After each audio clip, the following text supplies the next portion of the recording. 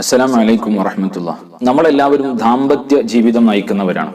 ഒരു ഭാര്യ ഭർത്താവിൽ നിന്ന് ഏറ്റവും കൂടുതൽ ആഗ്രഹിക്കുന്നത് ഭർത്താവിന്റെ സ്നേഹം എമ്പാടും എനിക്ക് ലഭിക്കണമെന്നും, അതുപോലെ തന്നെ ഭർത്താവ് ഭാര്യ എന്നോട് സ്നേഹമുള്ളവളായിരിക്കണം, അവളുടെ എല്ലാ സേവനങ്ങളും സ്നേഹത്തോടുകൂടെ എനിക്ക് ലഭിക്കണമെന്നും ആഗ്രഹിക്കുന്നവരാണ്. അങ്ങനെ രണ്ടാളുകളുടെയും സ്നേഹമസൃണമായ ജീവിതം മുന്നോട്ട് പോകുമ്പോഴാണ് ദാമ്പത്യം പുഷ്കലമാകുന്നത്, വളരെ സന്തോഷകരമാകുന്നത് എന്ന് നമുക്കെല്ലാവർക്കും അറിയാം.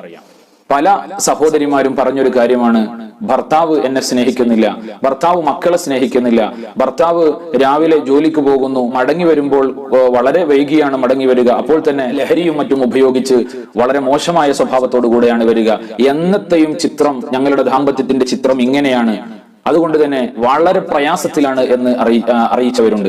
4 വർഷത്തെ ദാമ്പത്യ ജീവിതത്തിൽ 40 വർഷത്തെ വിഷമമാണ് അനുഭവിച്ചത് എന്ന് ഒരാൾ അറിയിക്കുകയുണ്ടായി. ഇങ്ങനെ ദാമ്പത്യം വളരെയധികം വിഷമം സൃഷ്ടിക്കുന്ന രൂപത്തിലേക്ക്, സന്തോഷമുണ്ടാക്കേണ്ട ദാമ്പത്യം വളരെ വിഷമം ഉണ്ടാക്കുന്ന രൂപത്തിലേക്ക് പല കാരണങ്ങളാലും നീങ്ങിക്കൊണ്ടിരിക്കുന്ന ജീവിതങ്ങൾ നമുക്കിടയിലുണ്ട്.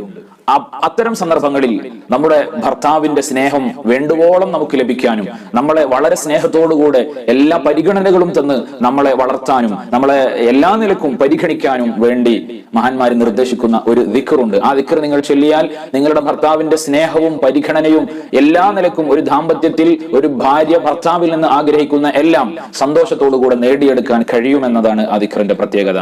അത് നമ്മൾ എല്ലാവരും പതിവാക്കണം.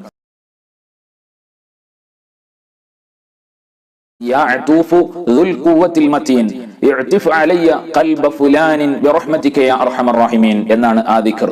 യാ അതൂഫു, ഓ മയം ചെയ്യുന്ന അല്ലാഹുവേ, ദയ ചെയ്യുന്ന അല്ലാഹുവേ, ഹൃദയത്തിൽ അലിവ് തോന്നിപ്പിക്കുന്ന അല്ലാഹുവേ, ദുൽ ഖുവ്വത്തിൽ മതീൻ, ശക്തനും ഭദ്രതയുള്ളവനുമായ അല്ലാഹുവേ, ഇഅ്തിഫ് അലയ്യ, എനിക്ക് എന്നോട് മയം ചെയ്യിപ്പിക്കണമേ, ഖൽബ ഫുലാൻ, ഇന്നാലിന്ന വ്യക്തിയുടെ മനസ്സിൽ എന്നോട് താല്പര്യവും മയവും കാരുണ്യവും സ്നേഹവും ദയയും ഒക്കെ തോന്നിപ്പിക്കണമേ, ബിറഹ്മതിക, നിന്റെ റഹ്മത്ത് കൊണ്ട്, യാ അർഹമർ റഹീമീൻ, റഹ്മത്ത് ചെയ്യുന്നവരിൽ വെച്ച് ഏറ്റവും റഹ്മത്ത് ചെയ്യുന്ന അല്ലാഹുവേ.